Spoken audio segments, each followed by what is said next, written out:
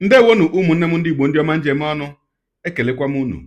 Ebe m si ewetara unu ozi a bụ n'ụlọ ozi ndị sim.si ha asịrị FM.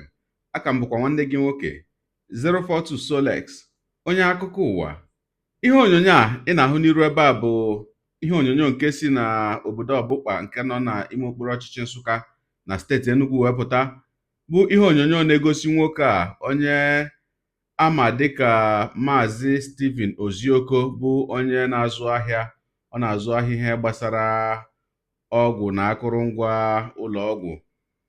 Ya bụ nwoke o duru ụfọdụ ụmụaka bụ ndị gbara ya bọyị ụlọ na ihe onyonyo a ị na-ahụ ebe a.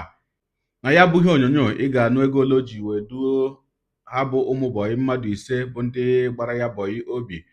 Onye nke mbụ o nyere ya nde naira 20 bụ 20 million naira, onye nke abụọ 20 million naira, onye nke atọ nde naira 21 bụ 21 million naira, onye nke ọzọ 22 million naira, onye nke ise 23 million naira.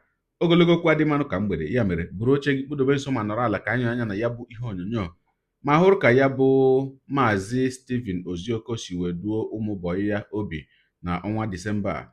Ya mere asịla na Solex si kama lere onyonyo ya.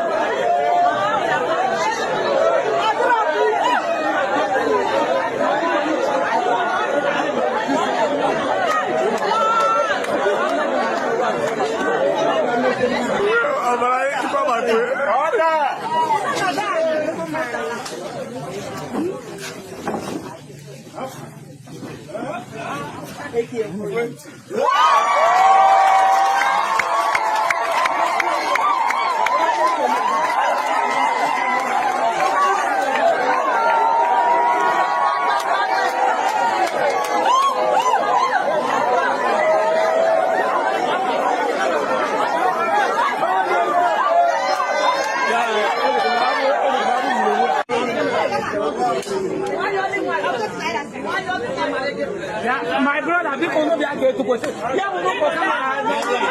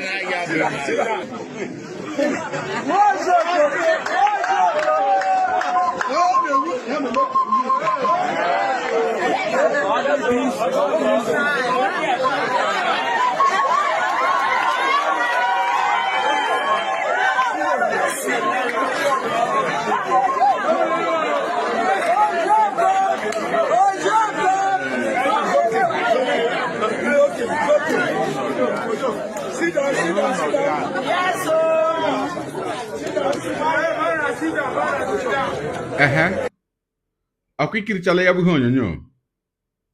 Na mbụ ana m asị ya bụ Maazị Stephen Ozioko onye mere ihe a, ana m asị gị daalụ ọlụ, wee na-ekpesi ka Chineke nna gọzie gị ebe ọ pụrụ iche, wee na-ekelekwanụ ha bụ ụmụ bọyị gị bụ ndị iduru obi, maka na ihe kpatara iji wee duo ha obi bụ maka na ha gbatara bọyị. Ọ bụrụ na ha agbataghị ya bụ bọyị, ama m na ọtụtụ ndị mmadụ na-ala n'aka ọga bụ ndị mere ihe asịsị emela maọbụ ndị nupụrụ isi. Onwe ndị a na-achụla achụla, o nwekwara ndị ga-elegide aka ọga ji wee na-ebi makwanụ na-azụ ahịa sị na ya agaghị anọnwụ n'aka nwoke a gbapụ wee lawa. Mana ya bụ ekele m na-ekele bụ n'ụzọ na-abụ. Ana m ekele ma onye gwọrọ akịdị agwọ ma onye tara akịdị ata bụ ọga agbara bọyị ma ụmụaka gbara bọyị. O doro anya na ọ bụ maka na ọ dabara unu ka ha ji wee gbacha ya bụ bọyị wee ruo mgbe eduru ha obi, wee dokwa n'anya na ọga ha gbara bọyị bụ ezigbo mmadụ, mere o ji wee kpọpụta mmadụ 5 wee duo ha obi n'otu ụbọchị. O nwere ụfọdụ ndị ọ ga-abụ ya bụ ihe ju ha aka otu a na ha ga-edu onye obi na ha ga-edu onye obi, ịhụ agwa ya bụ ọga agbanwee, ọ chọwazịa ndị ọ ga-ebo ebubo na ezuola ya ori. O wee bụrụ maka na ọ gbakọọla ego ole o kwesịrị iji wee duo ụmụ bọyị obi n'afọ ahụ. Mana ana m asị ya bụ nwoke ya daalụ, wee na-ekpesi ka Chukwu nna gọzie ya n'ụzọ pụrụ iche, wee na-asị na nke a kwesịkwara ịbụ ihe nṅomi na ihe ịgba ume wee nye ma ndị ụmụaka ndị ka na-agba bọyị ma ndị ọ na-agụ agụ ịga gba bọyị. N'agbanyeghị na ọ bụghị mmadụ niile ka ya bụ ịgba bọyị na-amasị, ọ bụghị mmadụ niile ka ọ na-adabara, mana o nwekwara ọtụtụ ndị mmadụ ndị ya bụ ihe na-adabara. Aka nwekwara ọtụtụ ndị ọga bụ ndị bụ ezigbo mmadụ, ndị nwere ezigbo obi, ndị na-abụ nwata gba mbọ nke ọma, ọgụgwọ ya bụ nwata ngo makwanụ duo ya obi nke ọma. Wee na-asị maka onye ọbụla ọ ka na-agụ agụ ịga gba bọyị makwana onye ọbụla ọ na-agụ agụ iziga nwa ya bọyị, o wee bụrụ na ihe na-akwatu mmụọ onye dị otu ahụ bụ ọtụtụ akụkọ ọjọọ anyị na-anụ n'ihe ụfọdụ ndị ọga na-eme ụmụ bọyị. Unu mana ọ bụghị sọsọ mgbe ọ bụ akụkọ ọjọọ ka anyị na-eweta ebe a, anyị hụkwa nke ọma anyị na-eweta ya. O wee bụrụ ihe mere m ji wee burukwa ya bụ akụkọ nke anyị hụrụ ugbu a wee pụta, maka na ya bụ akụkọ kwesịrị ịgba ọtụtụ ndị mmadụ ume, ma bụrụkwa ihe nṅomi wee nye ọtụtụ ndị ọga ndị ọ na-abụ o ruwe mgbe ha kwesịrị idu ụmụaka gbara ha bọyị obi, ọ na-anwazi ha anya ka ha ga-esi ebupụta ego ole dị otu a na ego ole dị otu a wee bunye nwatakịrị a. Ha echefuzie afọ ole ya bụ nwata nọrọla wee tara ha afụfụ. Wee na-asị gị bụ onye ọga, nwata ọbụla gbara gị bọyị nke ọma, duo ya obi nke ọma, maka na Chukwu gọzie gị ahụ a na-ekele gị, ịmaghị ihe Chineke nna ga-eji ya wee mere gị, ịmaghịkwanụ ihe Chineke nna ji ya wee na-ewepụrụ gị. Ọ dị mma ka njedebegodi ebe a. Gị onye ụwa onye na-egere akụkọ ụwa m, ịmara na etu anyị si eme ya, denyere ebumnuche gị otu isu hụ ya bụ ihe nke ikiriri ugbu a na ngalaba okwu, ka mara uche gị n'ihi na uche onye adịghị ya njọ. Daalụkwa gị na-eso ebere anyị sonye. Ekelekwa m gị wee na-asị gị jide ka iji. Onye a sị ya jide ka o ji, ịmara na nke o ji kacha mma. Ekpere m bụ na Chineke nna ga na-anọnyere gị ọpụpụ gị na mbata gị, na-etinyere gị aka n'ezi ihe niile nke ị na-eme. Gị taa bụkwanụ mbụ ị na-ahụhụ onyonyo anyị, a sị gị nnọọ.